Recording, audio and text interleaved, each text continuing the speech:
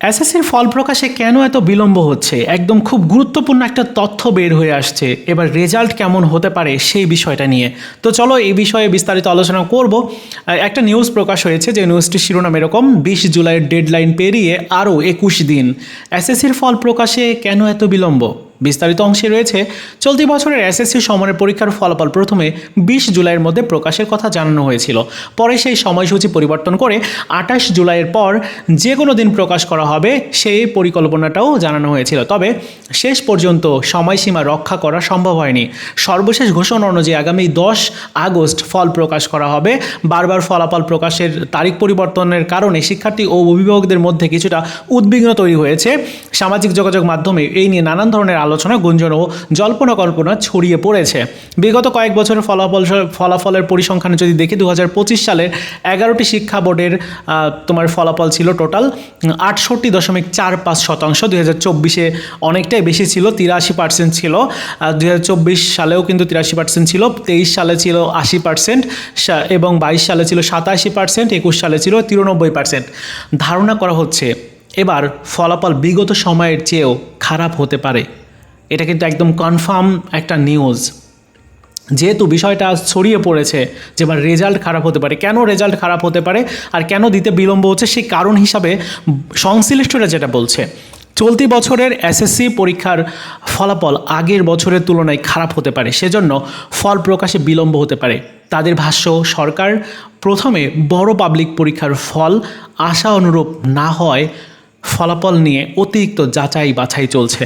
তবে এই দাবির পক্ষে কোনো প্রমাণ সংগ্রহ করা সম্ভব হয়নি, যদিও আন্তঃশিক্ষা সমন্বয় বোর্ড এ ধরনের অভিযোগ নাকচ করে দিয়েছে।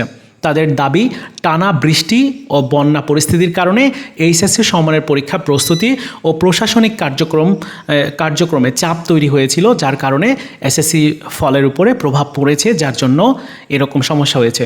তবে আমার কাছে মনে হচ্ছে, এবং শিক্ষা সংশ্লিষ্টরা যেটা বলছে যে ফলাফল এবার খারাপ হতে পারে। প্রথমত ফলাফল প্রস্তুত হয়ে গিয়েছিল এবং সেটি পরবর্তীতে শিক্ষা মন্ত্রণালয় বা সরকারের কাছে যখন দেওয়া হয় প্রকাশের জন্য, তখন সরকার ফলাফল খারাপ হয়েছে সেটা দেখে মোটামুটি এত বড় একটা পাবলিক পরীক্ষা, শিক্ষার্থীদের যদি জীবনটা এখানেই নষ্ট করে দেওয়া হয়, আমি নষ্ট করার কথা কেন বলছি, কারণ অনেক শিক্ষার্থী এমন আছে, প্রান্তিক পর্যায়ের শিক্ষার্থী, যাদের পড়াশোনার খরচটা কন্টিনিউ করতেও বাবা মায়ের খুব কষ্ট হয়। তো এই ধরনের শিক্ষার্থীরা তারা মোটামুটি লেভেলের প্রিপারেশন নিয়ে এসএসসি পরীক্ষা দিয়েছে, এখন তারা যদি ফেল করে যায়, সেই সকল বাবা মা কিন্তু অনেকেই আছে যারা এই শিক্ষার্থীদেরকে আর পড়াবে না। এ ধরনের নানান অভিযোগ বা এ ধরনের নানান ঘটনা আমরা বিগত সালে দেখেছি।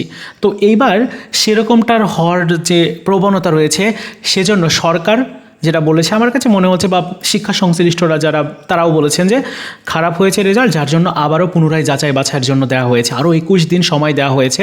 মানে ফলাফল প্রস্তুত করতে যেখানে 60 দিন সময় লাগে, আরও বাড়তি করে 21 দিন সময় দেওয়া হয়েছে, যে রেজাল্ট আবার পুনরায় কিন্তু বিবেচনা করার জন্য। মানে রেজাল্ট খারাপ হয়েছিল, পরবর্তীতে আবারও বিবেচনা করার জন্য দেওয়া হয়েছে, সেগুলোকে আবারও যাচাই বাছাই করা হচ্ছে। মোটামুটি পাশের হারটা একটু বাড়তে পারে, তবে বিগত বছরের তুলনায় এবার পাশের হারটা কিন্তু অনেক কম থাকবে। একদম 100% কনফার্ম নিউজ এটা। তো বন্ধুরা, এই ছিল আজকের মতো ভিডিও। দেখা হচ্ছে নতুন ভিডিওতে। ভালো থাকো সবাই, ধন্যবাদ।